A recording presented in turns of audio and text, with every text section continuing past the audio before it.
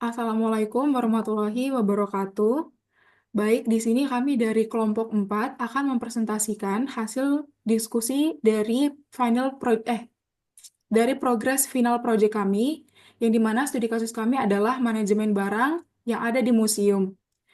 Namun sebelum itu, izinkan kami memperkenalkan diri kami terlebih dahulu. Saya Abel Dwi Ramawati dengan NPM akhir 231. Saya Regina Selendiarni dengan NPM akhir 025. Di sini, studi kasus yang kami pilih adalah studi kasus mengenai manajemen barang yang berada di museum, yang dimana setiap barang yang berada di museum akan diatur sesuai ID barang, nama barang, dan tahun barang dimasukkan ke dalam museum.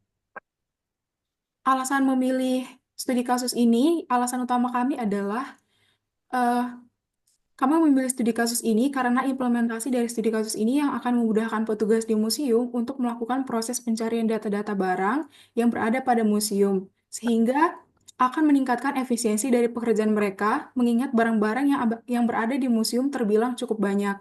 Implementasi dari studi kasus ini dapat diatur dan diorganisasikan menggunakan BST atau Binary Search Tree dan AVL Tree. Lalu selanjutnya bahasa pemrograman yang kami pakai di sini bahasa pemrograman bahasa C untuk mengimplementasikan studi kasus manajemen barang di museum. Kemudian materi yang digunakan di sini ada BST, Binary Search Tree, dan AVL Tree.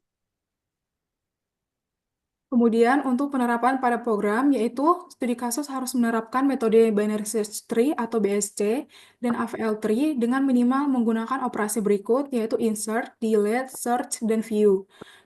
Kemudian, program minimal harus berisi 10 data yang sudah mencerminkan node pada tree dan sudah menerapkan BST dan AVL Tree. Fungsi BST pada studi kasus ini Binary Search Tree atau BST digunakan untuk mengelola data secara hierarkis dengan aturan yang pertama, nilai pada node kiri selalu lebih kecil daripada node induk, nilai pada node kanan selalu lebih besar daripada node induk. BST mempermudah pencarian data barang berdasarkan ID karena program hanya akan menelusuri cabang yang relevan sehingga lebih cepat dibandingkan pencarian linear. BST memungkinkan penambahan dan penghapusan barang dalam waktu yang relatif cepat dengan menjaga sifat pohon tetap terstruktur dan dengan melakukan in-order transversal pada BST. Data barang dapat diakses dalam urutan ID yang terurut secara menaik, mempermudah pelaporan atau penelusuran data. Fungsi BST pada studi kasus ini yakni ada AVL Tree pula, merupakan pengembangan dari BST untuk memastikan pohon selalu balance. Kemudian AVL Tree menggunakan faktor keseimbangan atau perbedaan tinggi antara sub pohon kiri dan kanan untuk menjaga ketinggian pohon seminimal mungkin. AVL Tree memastikan bahwa data tetap terorganisasi dengan baik tanpa harus bergantung pada urutan input data. Rotasi yang dilakukan pada saat penambahan dan penghapusan node menjaga keseimbangan dan pengelolaan yang dinamis di mana barang dapat sering ditambahkan atau dihapus. AVL Tree mengakomodasi perubahan dengan efisien. Program manajemen barang museum. Nah, berikut ada fungsi struktur data untuk nodenya. Contoh program. Kemudian ada fungsi insert BST, dan ini juga contoh programnya. Oh, bisa, Anjay.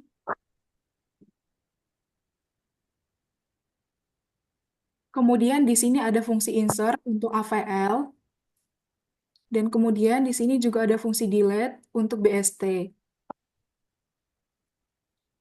Ada pula fungsi delete untuk AVL. Ada fungsi search, BST, dan AVL. Kemudian di sini ada juga fungsi in order atau view semua barang.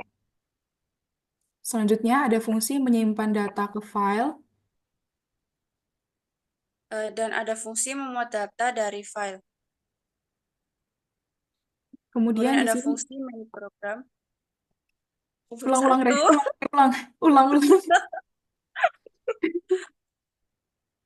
Ulang yang bagianku aja. Ya, kemudian ini loh, bacain kemudian ada fungsi main program itu. Dan yang sebelumnya aja. Oh, ini. Oke. Kemudian ada fungsi memuat data dari file dan seperti biasa pada program yaitu ada fungsi main program. Kemudian yang terakhir yaitu adalah untuk fungsi switch case. Selanjutnya di sini juga ada output program manajemen barang yang ada di museum. Yang pertama itu adalah tampilan awal, di mana terdapat 5 pilihan, yaitu tambah barang, hapus barang, cari barang, lihat semua barang, dan yang terakhir adalah keluar. Kemudian ada tampilan insert untuk memilih pilihan satu dan berikut outputnya. Kemudian ada tampilan delete, yakni, bentar, oh nggak ada. Oh, nomor 2 ya, sorry. Hmm, Ulang bel. Oke. Kemudian ada tampilan delete, ini adalah pilihan menu nomor 2, yaitu menghapus barang.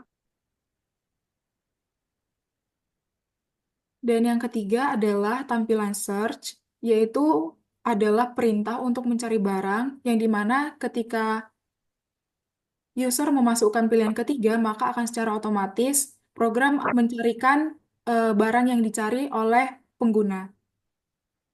Dan yang keempat adalah tampilan view, yang dimana jika user memasukkan pilihan keempat, maka secara otomatis program akan menampilkan seluruh barang yang telah diinputkan oleh user.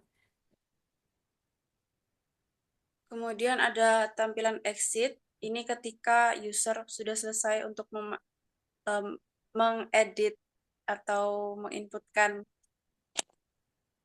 di apa sih? Apa sih? Menginputkan Ulang-ulang. menginputkan data. Ya, ini bukan data. Anjir. Ulang, ulang, ulang, Re, ulang, Re. Ya, ya emang ulang. Emang ulang. Anjir. Eh, Berikutnya ada tampilan exit, ini di mana user sudah selesai untuk menginputkan data dan ada tampilan pada database selanjutnya. Nah, ini adalah tampilan yang ada pada database. Tampilan setelah data diinsert akan muncul seperti ini pada database, yaitu akan muncul seluruh data yang telah dimasukkan oleh user. Contohnya saja di sini ada ID barang, yaitu 101 dengan nama barang patung yang dimasukkan pada tahun 1920. Kemudian, tampilan setelah data di-delete, yaitu data 101 yang di-delete, maka data yang muncul hanya akan dua, yaitu 102 yang bernama naskah yang dimasukkan ke museum pada tahun 1945. Nah, itu dia yang bisa kami sampaikan mengenai progres kami. Apabila ada kekurangan dan juga salah kata, kami mohon maaf dan Assalamualaikum warahmatullahi